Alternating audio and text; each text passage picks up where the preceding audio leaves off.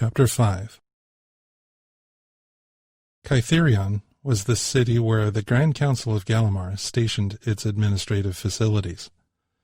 Galimarians had visited enough civilizations in their small corner of the galaxy to know just because a city is a governmental center doesn't mean it must be attractive. Kytherion broke that mold, though. Thousands of years ago, it was designed not by political entities, but by the artists of society. Regardless of how you arrived at the city, you were presented with an artistic wonder which always gave one pause. The city center, where the governmental offices were located, was a pleasing combination of angles, curves, and greenery. Whereas other civilizations seemed to let their cities run down from the moment they were built, Kytherion was the picture of cleanliness. Every Galimarian living there took pride in the city. If something needed cleaning, they wouldn't wait for another to clean it. Most of the time, that wasn't necessary. Robot technology had developed to the point where worker robots could take on more of the menial tasks, such as maintaining the cleanliness of the streets and facades of the buildings.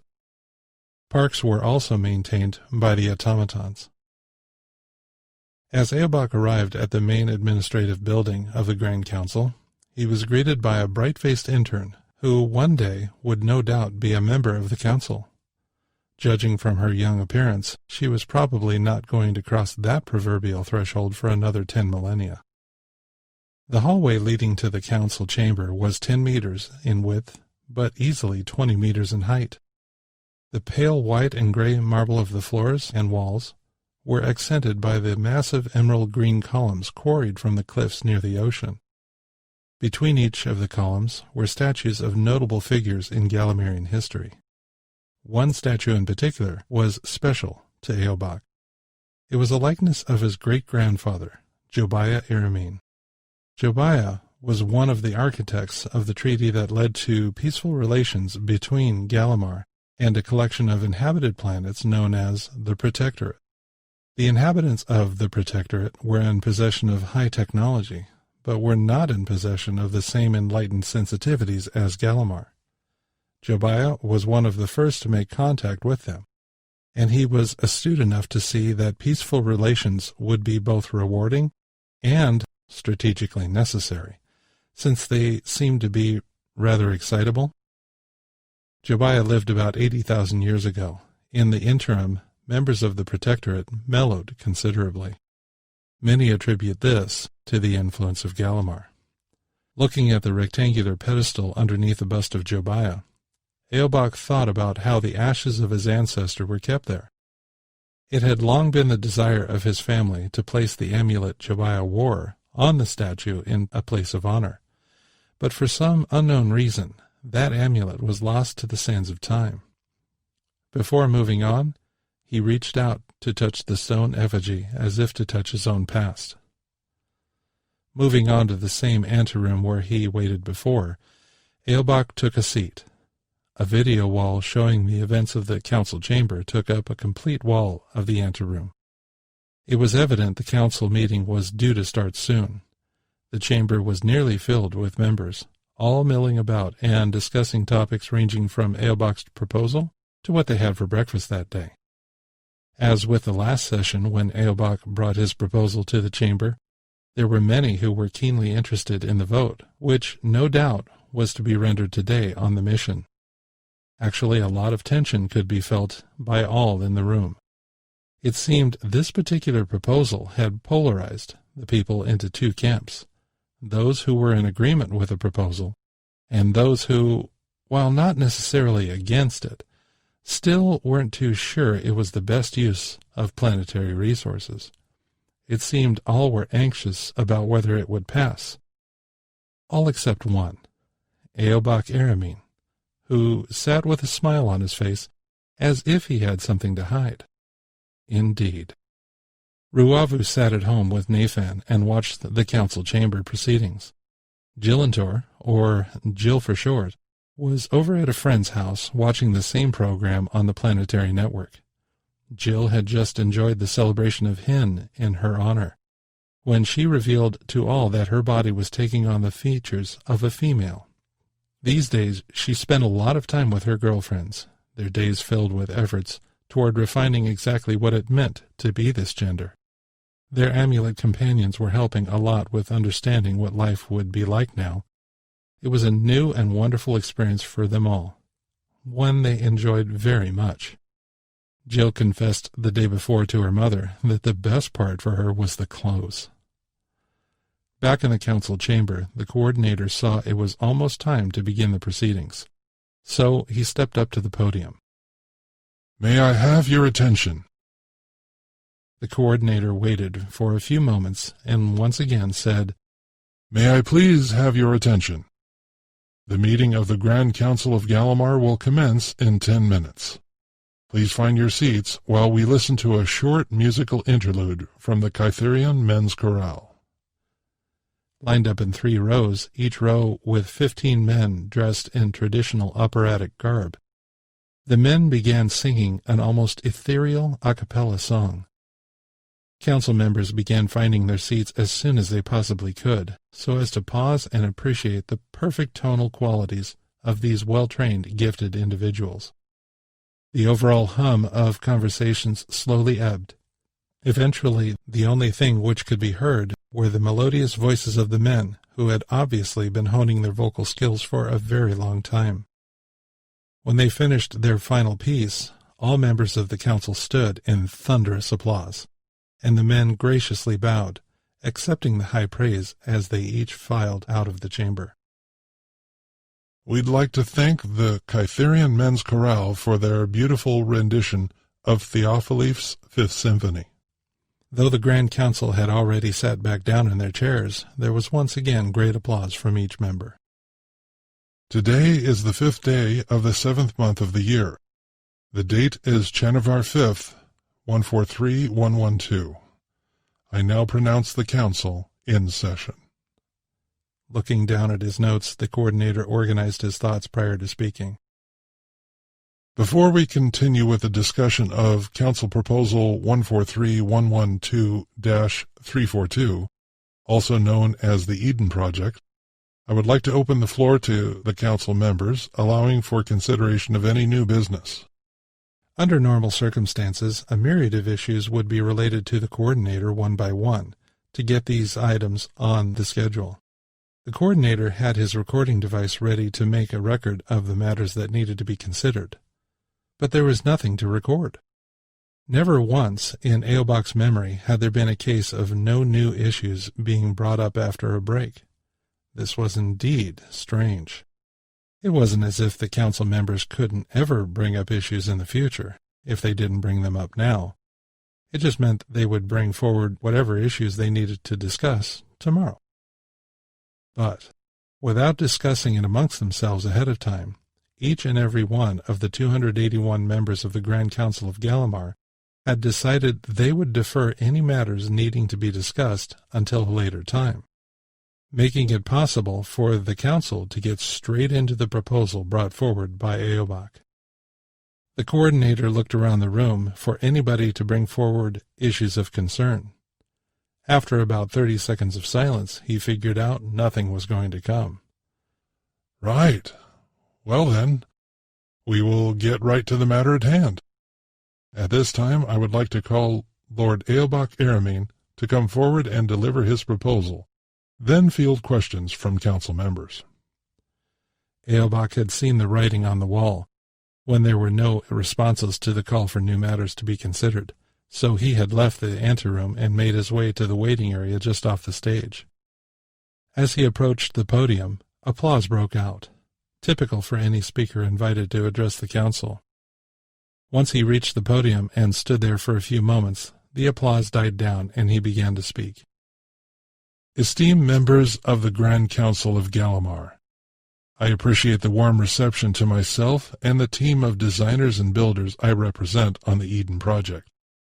We have already discussed an overview of the project, so now I would like to open the floor to any questions you might wish to pose." Within moments there were several members holding up their hands, waiting for Eobach to call on them. In situations like this, it is customary for the oldest ones in the chamber to be called on first. Eobach scanned the audience, trying to pick out the oldest council member. His eyes landed on a gentleman in the third row wearing an emerald green cloak over a light beige undergarment. Eobach pointed at him, and he stood. "My name is Lord Glacine of the Meropa provinces, and I have questions on the scope of the mission. What is the planet you are going to visit like? How is the ship built? And what will the overall experience of the voyage be like?" "Thank you, Lord Glacine, for your insightful questions. I was rather hoping to be asked about this because I have a special treat for you all." Reaching up to remove his amulet of understanding from around his neck, Eobach continued. "As you all know, these allow us to communicate with our amulet companion through a virtual reality interface. My companion and I have worked hard on this proposal. Countless hours have been spent planning and replanning, testing and retesting. Eventually, we both decided the best way to present the entire scope of the project was to create a virtual tour of the ship for you to enjoy, then take you through an accelerated version of the voyage itself. I will now place my amulet in the cradle here on the podium, and if you would be so kind as to go in-world using your own amulets, I will join you there and give you a tour through the designs of the ship. To those listening to this presentation around the planet, you will also have the opportunity to see what the council members experience, though you will be observers only and not participants. The access code to the presentation is 143112-342 Eden. While not unprecedented, an amulet in-world experience on a proposal before the council was rare enough to end up being something everyone instantly looked forward to experiencing. As each council member held their amulet in one hand, the other hand was used to enter 143112-342 Eden into the main screen of the amulet. Instantly, each member was granted a dazzling vision of lights and sounds, eventually leading them to a lounge aboard an orbiting space dock. The number of people who tapped into the presentation from home was unprecedented. Individuals who were in charge of monitoring the data feeds for distribution of the amulet experience had never seen this number of people all come together at the same time. But it didn't surprise them, since this particular project was literally something everybody was talking about. It didn't matter who you talked to. Every person on the planet had not only heard about the project, but also had an opinion about it. Some negative, but mostly positive. The space dock was little more than a scaffolding roughly spherical in shape. The sphere had a diameter of about 5 kilometers from side to side, and the lounge where the council members now found themselves was built into one of the dock's side walls. The lounge was smartly decorated, and had this been the real lounge and not a virtual reality equivalent, drinks would have been served by the hosts who normally worked here. On one wall, there was a floor-to-ceiling window that looked out into the central area of the dock, and through that window one could observe the activities within the dock. This actually was the first time many of the council members had ever seen the dock, rather, its perfect virtual reality equivalent, and it was quite impressive. Secretly, Eobach was hoping the overall experience would be overwhelming to the council members. But these men and women were well-seasoned members of society, and it would be foolhardy to think a little amulet magic would truly sway them one way or the other. In this virtual reality world, Eobach held in his hand what amounted to a controller, which would be used by him to control the events within this simulation. Once he saw that all council members had materialized in the simulation, he spoke. "Council members, you are now standing in lounge number 6 on the orbiting space construction dock. The dock is named Eden 1 and will be built specifically for the purpose of facilitating the building of the Eden Project ship." One of the council members spoke up. "Are you saying the dock hasn't even been created yet?" "That is correct." Reaching down to the pad, He pressed a combination of keystrokes and, outside the window, a robot rushed up and hovered in front of them. This marvel of engineering is what we call a builder robot. For many decades, Garcia has been working hard on the technology that makes this little guy possible. The whole point of this technology is to actually perform the tasks involved with building a ship in the vacuum of space without risk to any Galimarian. The tasks this robot can be assigned are almost endless, but the first task they will accomplish is the building of the space dock where the Eden Project ship will be constructed. Another council member spoke up. How will this one robot do all that? With a little bit of showmanship, Eobach replied, I'm glad you asked.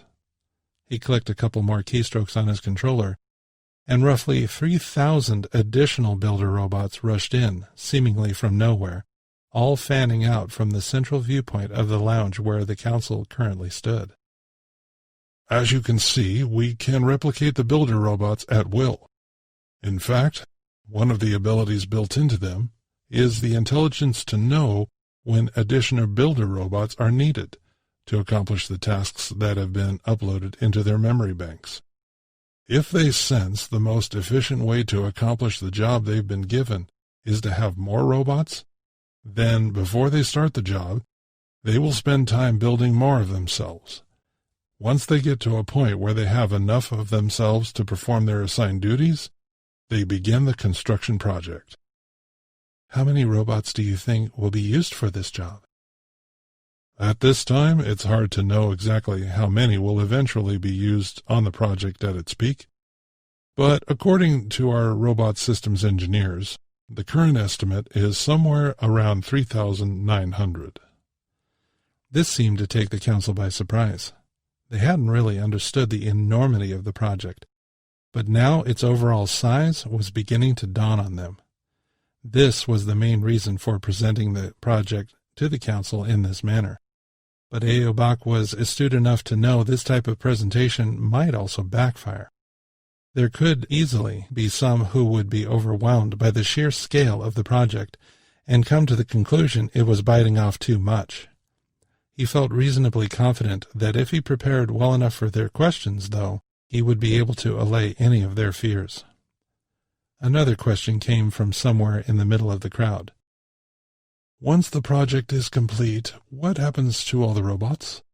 What happens with the dock? Are they just going to be floating out here as space junk? This was a question fielded from the chairman of the Bureau of Global Environmental Defense.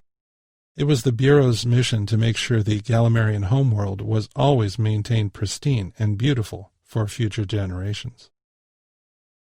That was one of the bigger decision considerations we had when creating the builder robots, Eobach responded.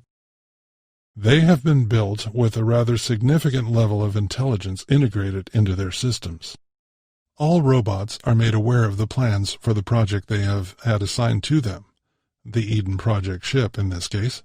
The robots are all designed to work under the direction of the engineers and architects on the ground, but are also designed to work perfectly with each other.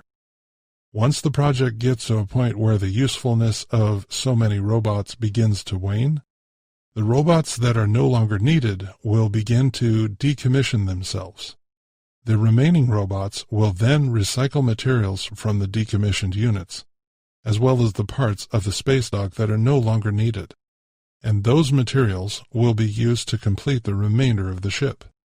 The end result is a ship floating in space with no discernible trace of how it was built. In the end, there will only be 20 builder robots remaining, kept on board in a powered-down state for continuing ship maintenance. Eobach knew this was a lot for the council to digest, so he remained quiet for a while. While he maintained his silence, there was worldwide discussion about all he had said. Most were completely floored by the project's level of sophistication and were amazed at how the project was going to be conducted. After a couple of minutes, and after the council members had a few small conversations among themselves, another question was raised from the back of the crowd. Where will the materials for the building project come from? The materials will come from here.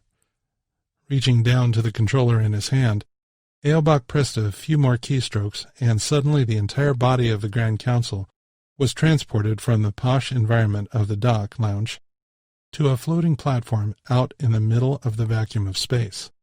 Since this was only a simulation, it wasn't harmful, but it was still disconcerting to have the feeling of being out in space. There was the sensation of gravity and the sensation of breathable air, but the visuals of it all were still a bit unsettling. The platform they were standing on was hovering in front of a massive body of rock floating in space. This ovoid asteroid was roughly 20 kilometers in length and 15 kilometers in width. It had several indentations where it had no doubt been assaulted by its smaller traveling cousins. It seemed to be lazily turning while suspended in the vacuum of space. This is one of the thousands of asteroids surrounding Galimar. It is named Pomona, continued Eobach.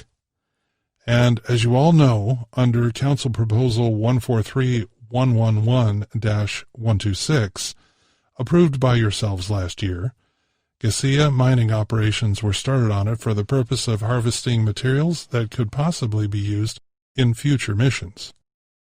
What you may not know is not only have the mining operations been fruitful, they have been a runaway success.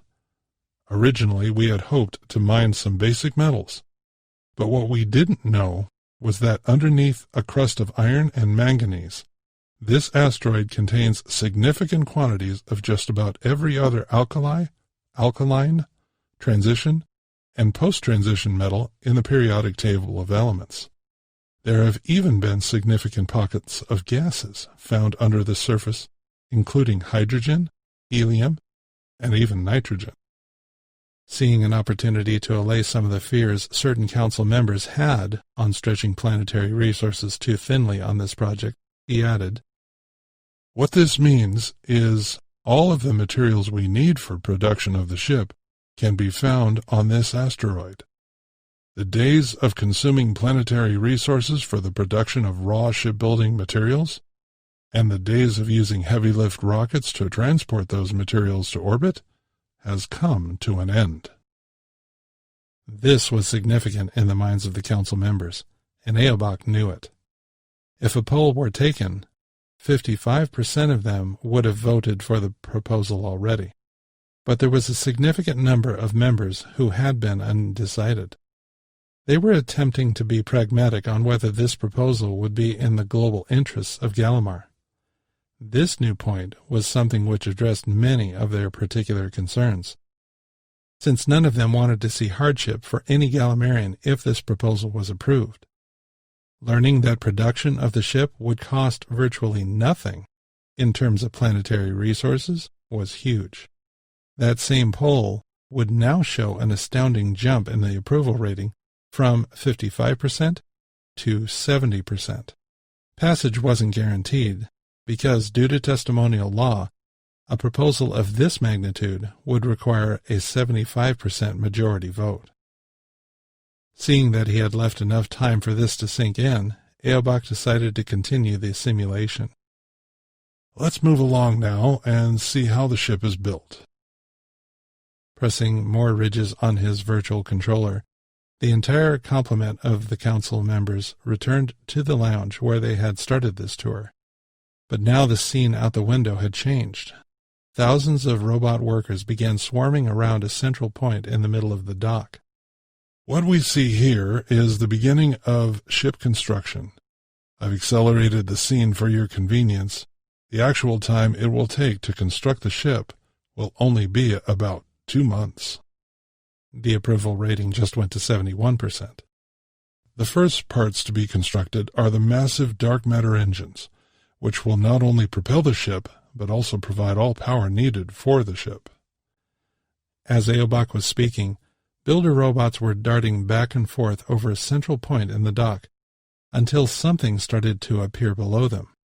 Like insects constantly moving with lightning speed over the mass they were all working on, roughly cylindrical shapes started to emerge beneath them, along with a myriad of pipes and connections which seemed to form miraculously, similar to watching the growth of a plant on fast-forward video.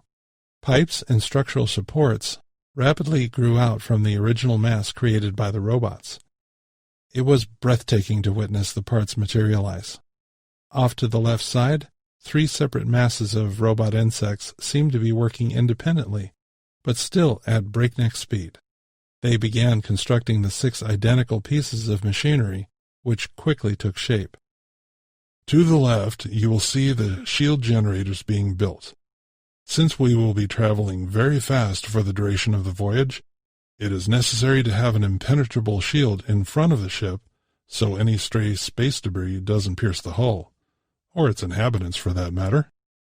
The shield technology recently perfected by the University of Mundi will be utilized for this purpose, and for reasons of redundancy and failover, we are creating 6 separate and independent shield systems, so if one system fails, another can be used while the other is repaired. As construction continued on the 6 shield generators, the truly massive engines now appeared to be complete. The engines, which had been sitting next to each other, were now moved as the overall skeleton of the ship started to take shape. From the middle of the crowd, a voice came through. "I have a question. I was wondering where the exhaust from the engines will go." "These engines are not the same ones you may be used to," answered Eobach. "Up to this point, rocket engines have utilized a system of combustion to accomplish propulsion. This engine system will use a completely different approach. When we were still able to travel to the planet Palamine, we secured a sufficient amount of the mineral palaminium, the same element we are seeking on Eden. As I brought out in the last meeting, this precious metal makes anti-gravity possible, and all our reserves of palaminium are being used on this ship. Due to the metal's nature, no exhaust is produced, but rather, when massive amounts of power are applied to it, the effects of the anti-gravity field are directed to the rear of the ship. Standard laws of physics take over from this point, and when repulsion of gravity is realized at the rear of the ship, the rest of the ship is moved forward. An air of understanding seemed to spread over the crowd as they once again directed their attention to the vista before them outside the window. The understructure of the ship was largely complete, and it seemed to resemble a snowflake. One almost 3 kilometers in width, though. Rising up its center were several tremendously tall spires, and from the 6 arms of the snowflake were 6 pylons, which curved back toward the center of the structure.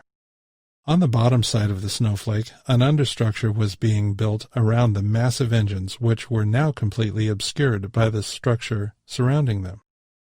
As the construction continued, it was obvious the 6 pylons at the ends of the 6 arms were designed with hinges at their base, so the pylon could be retracted to the ground level of the arm. Once the construction of the pylons had been completed, the shield generators were installed into the end of each pylon. The skeleton was now being covered in gleaming white and metallic skin. Spires continued to emanate from the central structure, with a dome-like scaffolding surrounding them. They almost looked like buildings. The more they took shape, something looked oddly familiar. Eobach decided now was a good time to address that familiarity. The shield generators installed on the ends of the vertical pylons will be in use during flight. Once the ship has arrived at Eden, and the shields are no longer needed, the pylons are designed to retract to ground level. You may also notice the structures on the central portion of the ship seem oddly familiar. Can anyone figure out why that might be? Someone in the front of the crowd spoke up. "I would recognize that anywhere. It's a model of the lost city of Erigena, pictured in the writings of Thornica." Nodding and a general murmur of recognition spread amongst the council members with that revelation, and most were able to connect the significance of this design. Thornica wrote a series of very popular yet completely fictional books centering on the existence of a city called Erigena, which held a race of beings who reached for the stars, and, after doing so for millennia, achieved immortality. This ship was destined to reach farther out to the stars than Galimar had ever reached before, so it was a fitting literary connection. Eobach continued his narration of the unfolding events. We're starting to get to the end of building the ship's outer shell, and it's time to shift ourselves to the inside of the ship and watch how construction will continue. The council members were now taken to the bridge of the ship, which had been completed, and he was able to continue his dissertation. This, Your Honors, is the bridge of the ship, where much of the voyage will be controlled.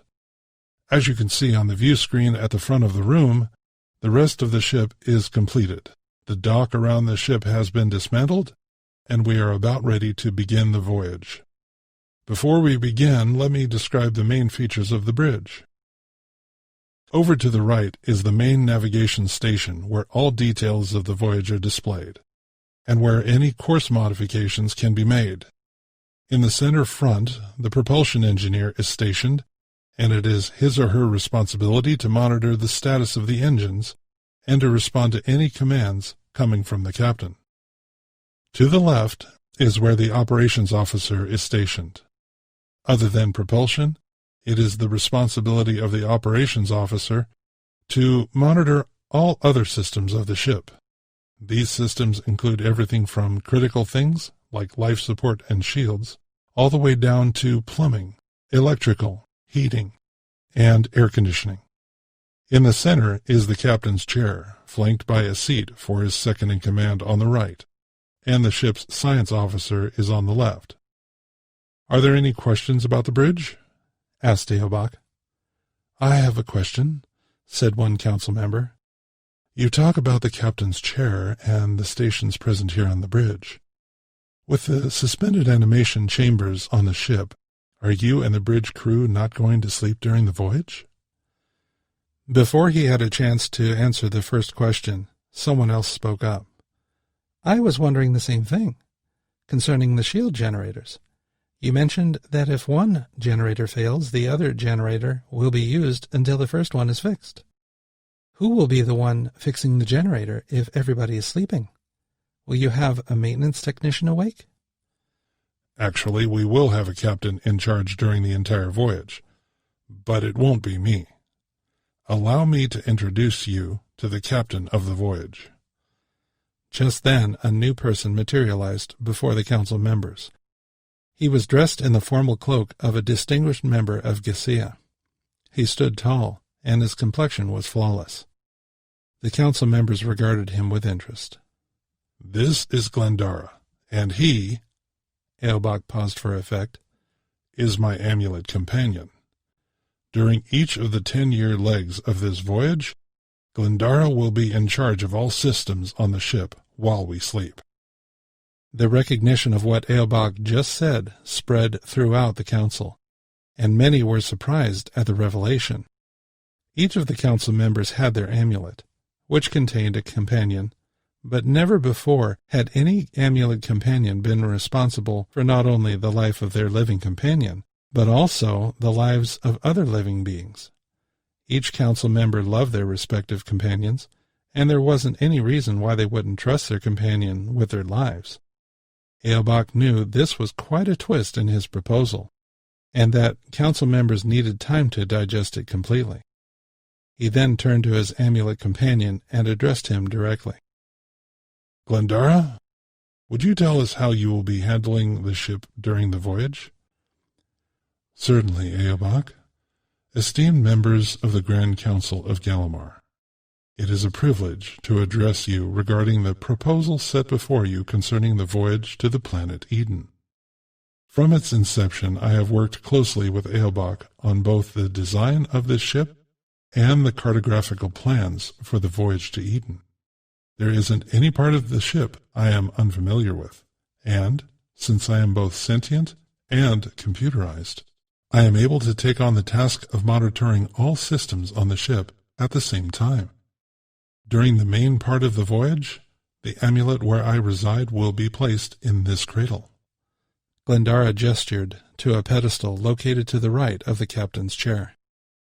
And from that location I will pilot the ship, monitoring all systems for the duration of the 10-year voyage to Eden, as well as the 10-year return voyage. If I sense there is a situation requiring general maintenance, I will activate the onboard builder robots and instruct them on what needs to be done. If there is something more serious, I have the ability to access the suspended animation pods on board and, if necessary, can bring the engineers out of stasis to handle the situation.